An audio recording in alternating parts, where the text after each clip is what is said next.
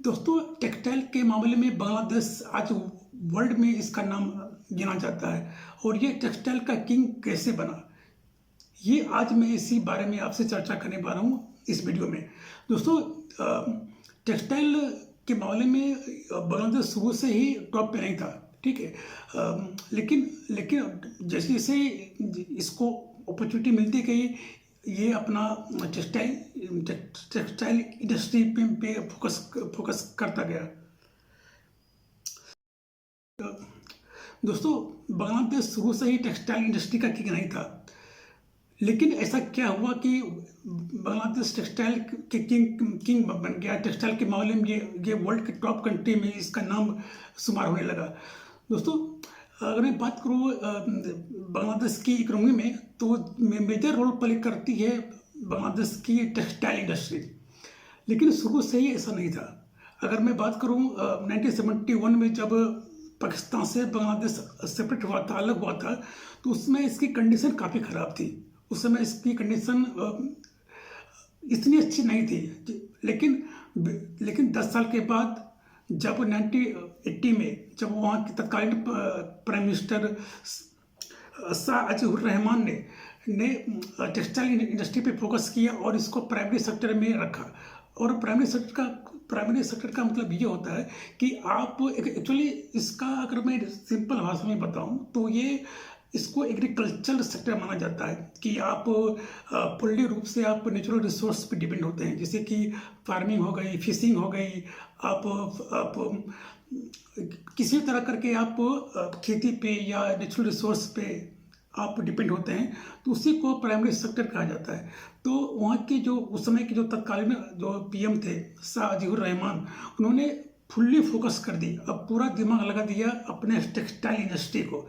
उनको कहीं ना कहीं पता था कि बांग्लादेश को अगर ग्रो करनी है, अगर बांग्लादेश को अपना एक नाम कमाना है, तो कहीं ना कहीं टेक्सटाइल इंडस्ट्री ही है एक ऐसा जरिया है जिसके कारण बांग्लादेश एक अच्छी कंट्री, एक टॉप कंट्री में शुमार हो सकती है।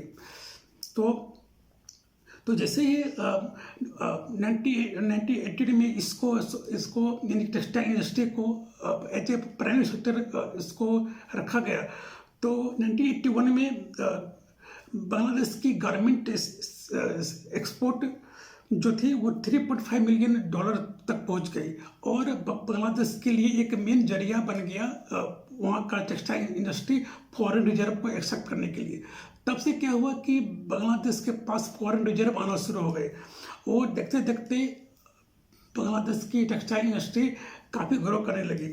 और 2002 में ये जो एक्सपोर्ट का जो रेशियो था वो $5 मिलियन तक पहुंच गया और 2007 में ये रेशियो $10 मिलियन तक पहुंच गया। और ताज़ा आंकड़ा अगर मैं बताऊं तो 2023 में ये जो आंकड़ा है ये $47.39 बिलियन तक पहुंच चुकी है। तो इतनी रफ्तार से बांग्लादेश की जो टेक्सटाइल इंडस्ट्री है वो ग्रो कर रही है। लेकिन इतनी रफ्तार से इंडिया का टेक्सटाइल इंडस्ट्री ग्रो नहीं कर रहा है। अगर मैं बात करूं दोनों के, अगर मैं रेशियो बताऊं बांग्लादेश की टेक्सटाइल इंडस्ट्री और इंडिया की, तो दोनों में आकाश जमीन का अंतर है, ठीक है। अगर मैं बात करूं, अगर मैं फिक्की के एक डाटा के अनुसार मैं बात करूं तो बीते 5 सालों में बांग्लादेश की टेक्सटाइल इंडस्ट्री 11.45% से ग्रोथ करी है, जबकि इंडिया की टेक्सटाइल इंडस्ट्री बीते 5 सालों में 4.25 के रेशियो से ग्रोथ करी है। तो आप ये समझ सकते हैं कि कितना अंतर है दोनों में। और इसके पीछे कारण क्या है? इसके पीछे आज मैं कारण आपको बताऊंगा कि इसके पीछे मेनली जो मेजर जो रीजन है वो क्या है जिस कारण से बांग्लादेश की टेक्सटाइल इंडस्ट्री आज वर्ल्ड में इनको गिना जाता है।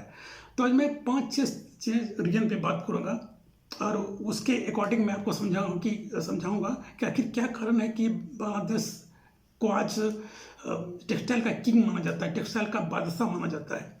तो पहला जो इसका रीजन है वो लो लेबर कॉस्ट। दूसरा जो इसका रीजन है वो टेक्सटाइल इंडस्ट्री डेवलपमेंट।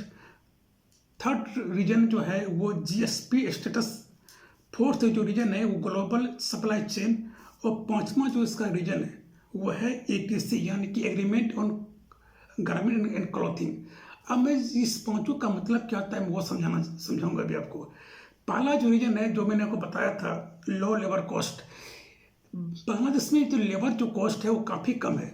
अगर मैं इंडिया का कंपेरिजन करूँ बांग्लादेश से, तो अगर एक गारमेंट की मैन्युफैक्चरिंग अगर इंडिया में 150 रुपये का कॉस्ट आएगा, वही बांग्लादेश में इसकी कॉस्ट 50 रुपये आएगी।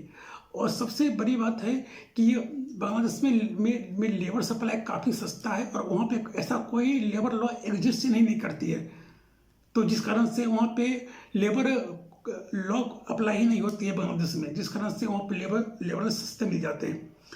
दूसरी है textile development, textile industry development. इसमें ऐसा क्या है कि इसमें बांग्लादेश की जो गवर्नमेंट है वो एक से एक पॉलिसी इंप्लीमेंट करती है, ताकि फॉरेन जो इन्वेस्टर हैं, जो बेसिकली गारमेंट में डील करती है, वो बांग्लादेश में आके इन्वेस्ट करें, यहाँ पे अपना ऑफिस खोलें, यहाँ पे अपना मैन्युफैक्चरिंग यूनिट खोलें, और यहाँ पे अपना वेयर हाउस खोलें, और यहाँ पे अपना बिजनेस और व्यापार करें। तीसरा जो रीजन जो मैंने आपको बताया था वो GSP, यानी कि जनरलाइज सिस्टम प्रेफरेंस। ठीक है, तो ये एक सिस्टम है जिसमें कि जो डेवलप कंट्री जो होती है, जैसे कि UK, US, कनाडा, चाइना, ये सारे जो कंट्री हैं, ये कंट्री एक अनडेवलप कंट्री को एक एक्सेस देती हैं, ताकि वो डेवलप कंट्री के साथ व्यापार कर सके, वो भी फ्री ऑफ कॉस्ट। यानी फ्री ऑफ कॉस्ट का मतलब ये है कि बिना कोई एक्साइज, बिना कोई कस्टम ड्यूटी के, बिना कोई टैक्सेस के अंतर्राष्ट्रीय मार्केट से अपना व्यापार कर सके। चौथा जो मैंने बताया था ग्लोबल चेन सिस्टम, ये ऐसा है सिस्टम है जिसकी मान लीजिए बड़े बड़े जो ब्रांड हैं, जो बड़े बड़े ब्रांड होते हैं, जैसे कि जारा, अरमानी, गुची, प्राडा, ये सब जो बड़े बड़े ब्रांड हैं, इनके पास बहुत सारे वर्क लोड होती है। ये लोग करती क्या है कि अगर ये अपना काम आउटसोर्स कर देती है, क्योंकि इन्हें पता है कि बांग्लादेश में लेबर कॉस्ट काफ़ी कम है, यहाँ पे मैन्युफैक्चरिंग जो कॉस्ट आती है वो काफ़ी कम आती है। तो ये लोग बड़े बड़े जो ब्रांड हैं, ये सारे अपने अपने ऑफिस, अपने वेयर हाउस बांग्लादेश में सेटअप कर रखे हैं, और अपना सारा काम आउटसोर्स कर देती है। तो यही होती है ग्लोबल सप्लाई चेन का मतलब, कि अपना काम को आउटसोर्स कर देना। ठीक है। और पांचवा जो मैंने को बताया था ATC, यानी कि agreement on garment and clothing, ये 1995 में इसको एबोलिश कर दिया गया था, यानी कि इसको ख़त्म कर दिया गया था। ये एक ऐसा एग्रीमेंट था जो कि डेवलप कंट्री और अनडेवलप कंट्री के बीच में एक एग्रीमेंट होती थी।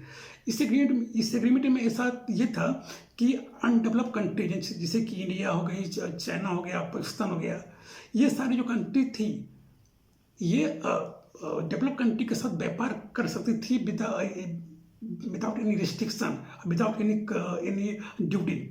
तो 1995 में जब इसे एबोलिश किया गया, तो इसका बेनिफिट जो है वो बांग्लादेश को मिलता रहा।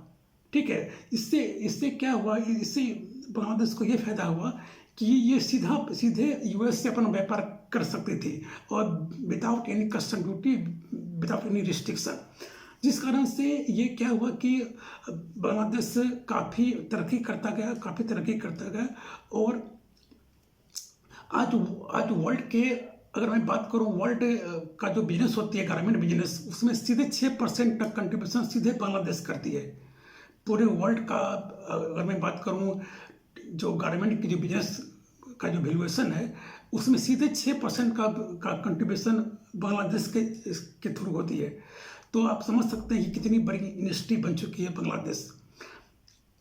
और सबसे बड़ी बात यह है कि जितने भी बड़े बड़े आप इंडियन ब्रांड है, जैसे कि आपका लिवाइस, नाइकी, एडिडास, ये सारे जो ब्रांड हैं अपना अपना सेटअप बांग्लादेश में रखते हैं, ताकि वहाँ से अपना ये मैन्युफैक्चरिंग यूनिट और अपना सप्लाई चेन कंटिन्यू कर सकें। तो दोस्तों, यही थी हिस्ट्री ऑफ बांग्लादेश, कि बांग्लादेश ने कैसे अपना विस्तार किया, अपना टेक्सटाइल इंडस्ट्री को ग्रो किया, और अपना जब से ये सेपरेट हुआ था 1971 से, तब से लेकर आज तक ये कभी पीछे मुड़ के नहीं देखा।